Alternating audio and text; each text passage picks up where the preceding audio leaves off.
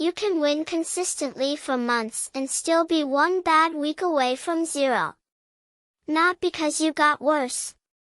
Not because the market changed. But because of a hidden pattern almost nobody accounts for, and it's usually the winners it destroys. Let me tell you about a trader I'll call Daniel. For 11 months, his equity curve looked like a dream. Up and to the right, smooth, almost boring. He wasn't reckless. He wasn't gambling. He followed his system. Then, in a single week, he gave back everything. An entire year of gains, gone in 5 trading days. And here's the disturbing part, he didn't break any rules. He didn't tilt. He didn't revenge trade. He did almost exactly what he'd always done. So what actually happened? To understand it, you need to understand something the smooth equity curve was hiding the entire time. Something called variance clustering.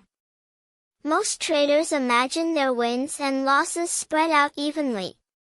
Like flipping a coin, win, loss, nicely shuffled. But real markets don't work that way. Outcomes come in streaks. Losses bunch together. Wins bunch together. This clustering isn't random noise. It comes from the market itself. Volatility arrives in waves. Calm periods breed more calm. Then chaos breeds more chaos. Traders even have a name for it, volatility clustering, and it's one of the most documented features of financial markets. Here's why that matters for you. When the market is calm, your strategy's edge works cleanly. Trades resolve the way they should. Your losing streaks are short. Your account grows steadily. Everything feels under control. And that feeling, that smooth, controlled feeling, is exactly the trap. Because a steady equity curve doesn't just make you money. It quietly rewires how you think about risk. Every calm week whispers the same message, you've got this. The danger is behind you. You're better than you thought. So what do most traders do after months of winning? They size up. Slowly, almost unconsciously.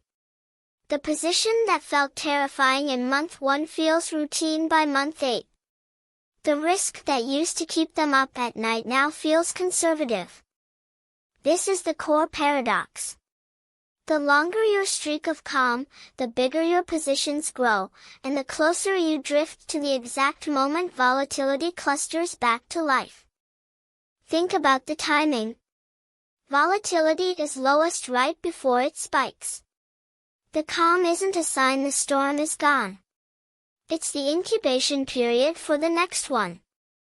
So your confidence peaks and your position size peaks at the worst possible moment. That's what happened to Daniel.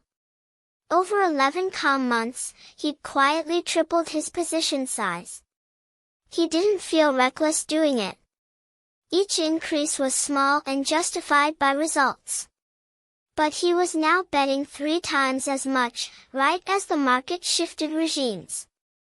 Then the cluster arrived. Not one bad trade. A streak of them. 6, 7, 8 losers back to back, the kind of run that's statistically normal but emotionally unthinkable. And every one of those losses was now sized for a champion, not a beginner. Here's the math that ruins people. A losing streak that would have cost him 10% at his original size cost him 30% at his new one. The drawdown didn't just grow, it compounded against a bloated position. That's how a year vanishes in a week. And I want to be precise about the lesson, because it's easy to draw the wrong one. The problem wasn't that Daniel hit a losing streak. Losing streaks are guaranteed. The problem was that he was largest exactly when the streak hit. This is where variance clustering becomes psychological, not just statistical. Because the smooth curve doesn't only inflate your size. It shrinks your sense of what's possible. After enough calm, an 8-trade losing streak stops feeling like something that could ever happen to you. But it can. In fact, over a long enough career, it will. If your system wins 55% of the time, a streak of 8 losses in a row isn't a disaster scenario, it's a mathematical certainty you'll face repeatedly. The only question is how big you'll be when it lands. So how do you protect yourself? The first shift is mental.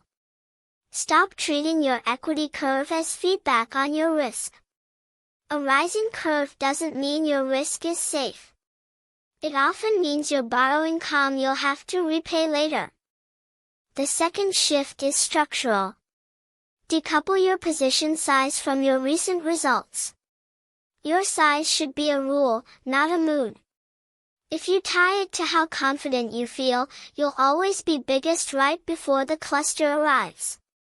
One practical approach: define your maximum position size in advance, based on the worst losing streak your strategy can realistically produce, then never exceed it, no matter how good the last 3 months looked.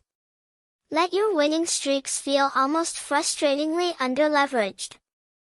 Because here's the truth that separates survivors from statistics: the goal isn't to maximize your good months.